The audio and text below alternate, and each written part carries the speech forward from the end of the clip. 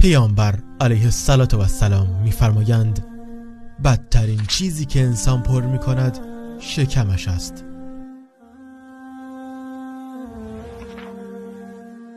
چون چند لقمه‌ای که کمرش را راست نگه دارد برای وی کافی است.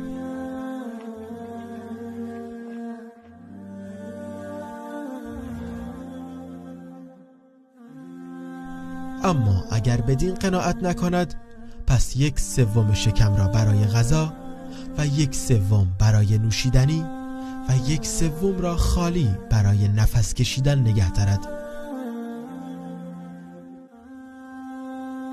علم امروز ثابت کرده که بعد از پر شدن 1/3 آخر حجم معده از طریق دیافراگم بر ششها فشار می آید و نفس کشیدن سخت می شود.